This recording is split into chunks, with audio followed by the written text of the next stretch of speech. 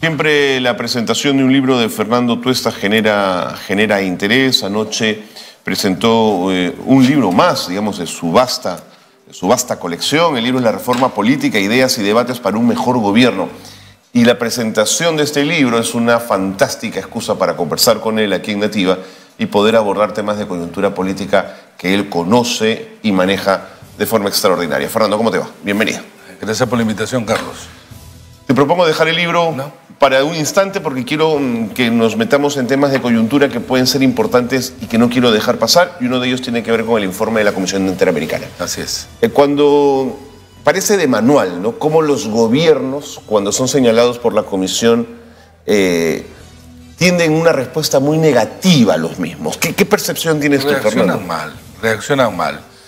Es una reacción, tú bien lo has dicho, que generalmente, y en el Perú ha sucedido, donde los gobiernos reaccionan mal, porque si es que fuera de manera contraria, tendrían que obrar, para empezar, investigaciones serias, que busquen la verdad y responsabilidades, y eso es lo que no solamente es un tema de voluntad, porque yo creo que eso ya compromete no solamente la legitimidad, que ya de por sí es baja, sino los propios cargos que desempeñan, sobre todo las dos autoridades, para empezar la Presidenta de la República, el primer ministro y los ministros correspondientes del sector.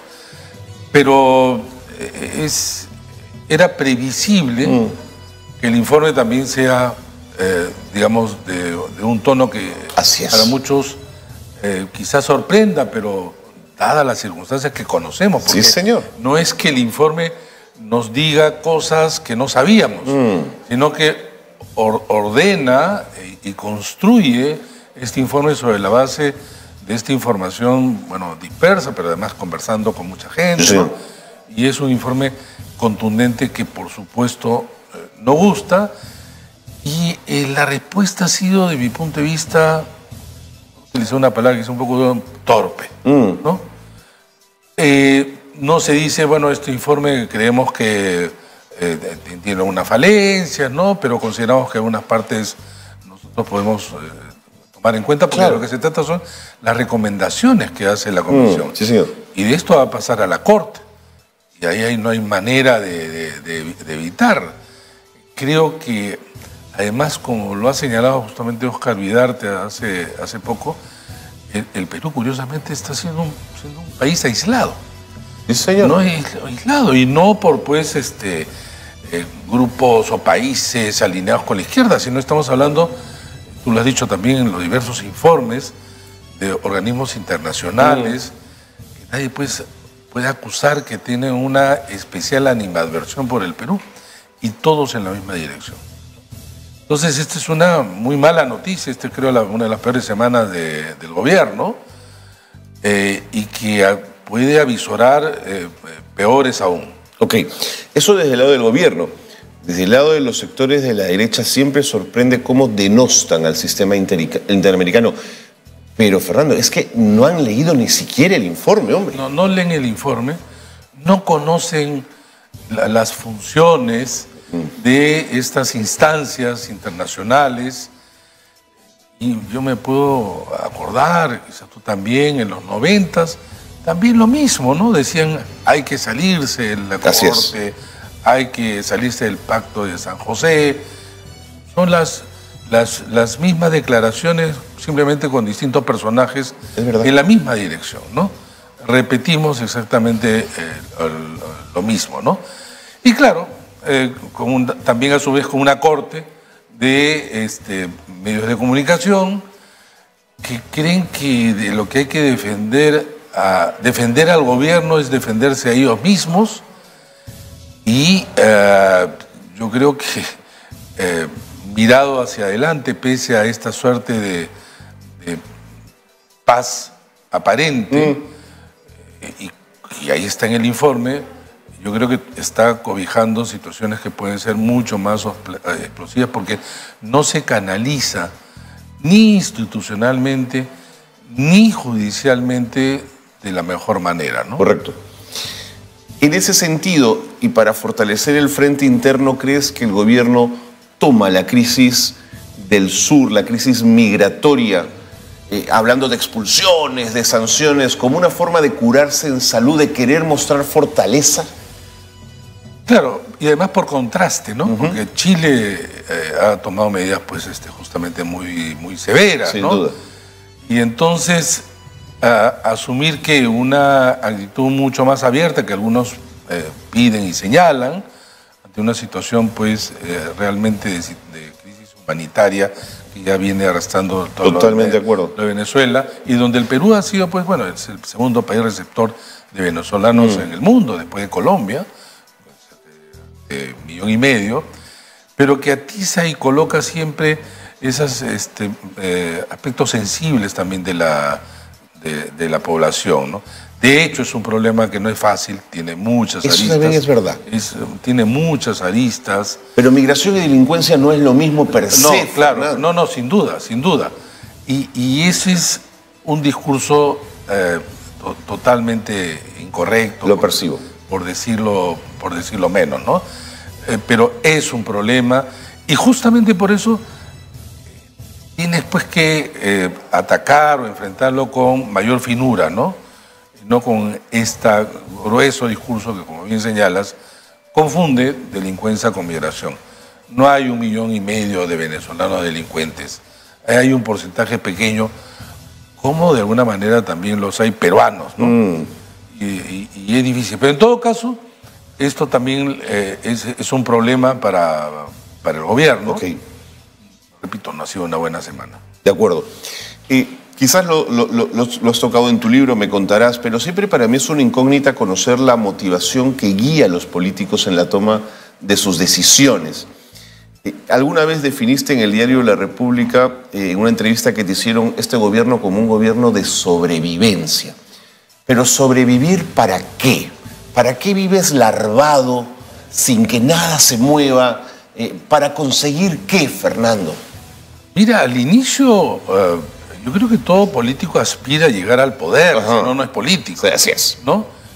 Tiene que Y tener trascender, además, ¿no? Tienes que tener una ambición. Así es. No es fácil ser político contra la que la gente pueda. Te tiene que gustar el poder, Fernando. ¿De acuerdo? Sin que eso sea una cosa negativa. No, claro.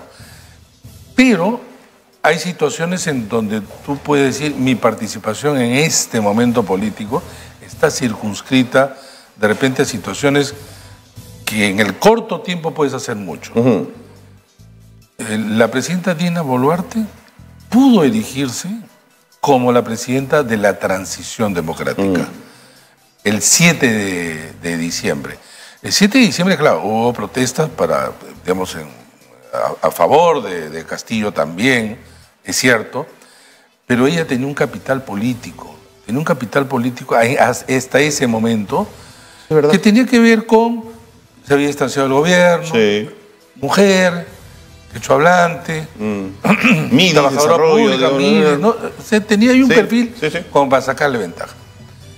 Pero lo primero que dijo es, yo me acuerdo hasta el 2026, en contra de casi una demanda fuerte ciudadana.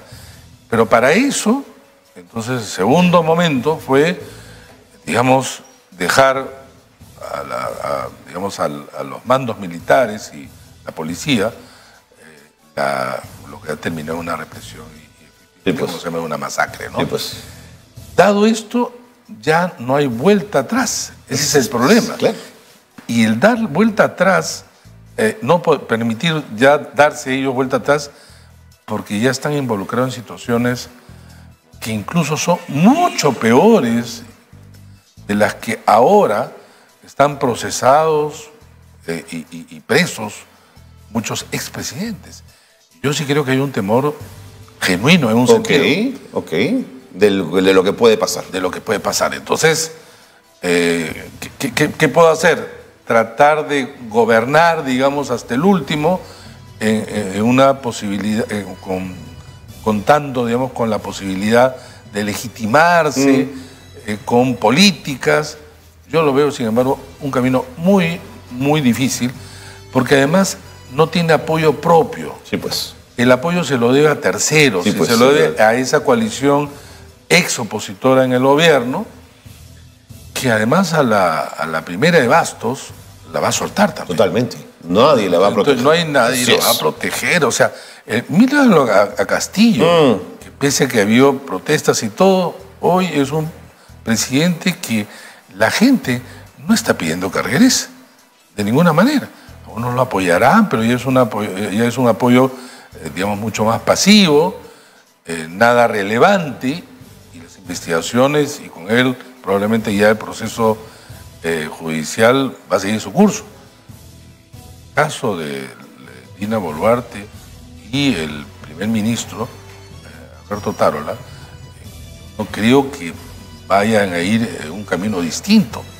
Yo creo que eso no solamente los llama, sino los exige ya hasta por sobrevivencia. De acuerdo.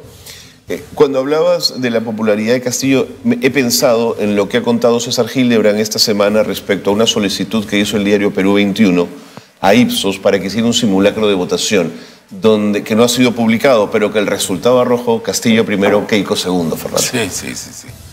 Bueno, claro, es una simulación. Es una simulación. Con 16% tampoco es un gran número, ¿no? Exactamente, ¿qué es es la realidad que transitamos el 2021?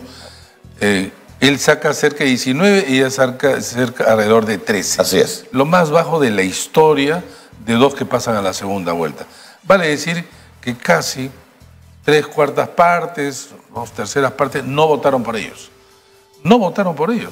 Y la segunda vuelta es una obligatoria alineación de dos, pero que no son, digamos, apoyos fuertes. Son los primeros que se retiran una vez que ya las cosas pasan a constituir este presidente, este es el Congreso. Entonces no tienen de base apoyo. Claro, si te vuelves a poner los mismos candidatos, además las mismas reglas, claro, no te va a salir muy distinto. Claro, no te va a salir distinto, ¿no?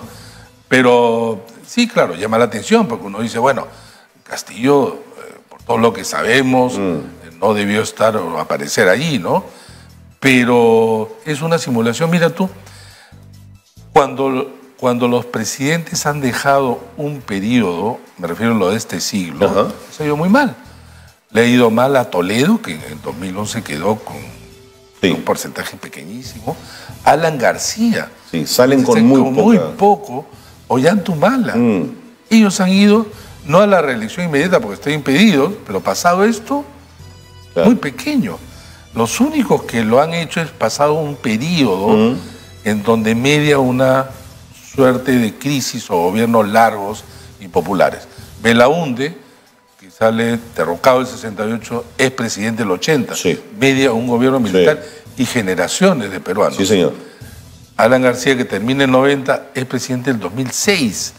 Pasan son arcos de tiempo largos, sí, claro. Claro, ¿no? Entonces están alejados incluso de la coyuntura política, sobre ellos recaen recuerdos, la comparación entre los actuales en sus momentos pasa a ser también un elemento de decisión y valoración.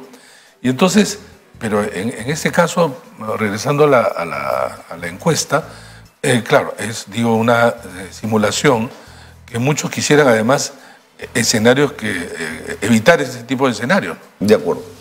Fernando, la reforma política, ideas y debates para un mejor gobierno. ¿Qué nos propones?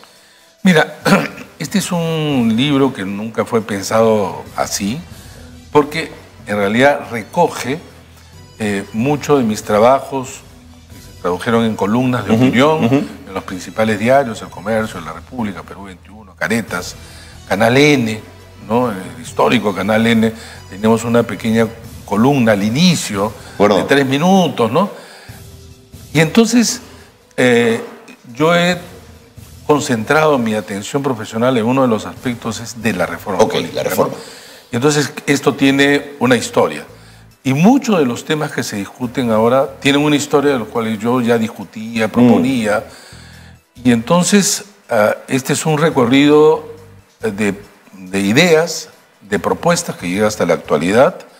Y de alguna manera es una forma de testimonio personal sobre lo que yo considero que era necesario en el debate público.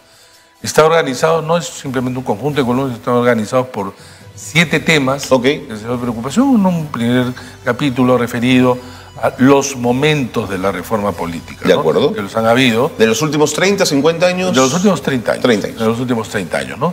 Como para empezar la transición democrática. Por ejemplo. ¿No? Cuando entre Fujimori y luego el gobierno de transición de Valentín Paniagua, ahí hubo una comisión, yo participé también, incluso poco antes de ser jefe de OMPE. Ha habido otro momento en ese Parlamento primero que se intentó incluso modificar la Constitución. Había una comisión presidida por Henry Pease. Más tarde hubo una subcomisión también del Congreso donde yo asesoré, donde estaban de manera plural los Javier Díaz Canseco, Javier Velázquez Quisquén, Javier Bedoya de Vivanco, Luz Salgado, Vicente Ceballos, o sea, políticos mojados que hoy día son pues así, imaginarías comparativamente de mejor calidad, lo eran también en ese momento, ¿no? Pero cuyo informe tampoco logró ser aprobado. Luego desde los organismos electorales el Código Electoral. Sí.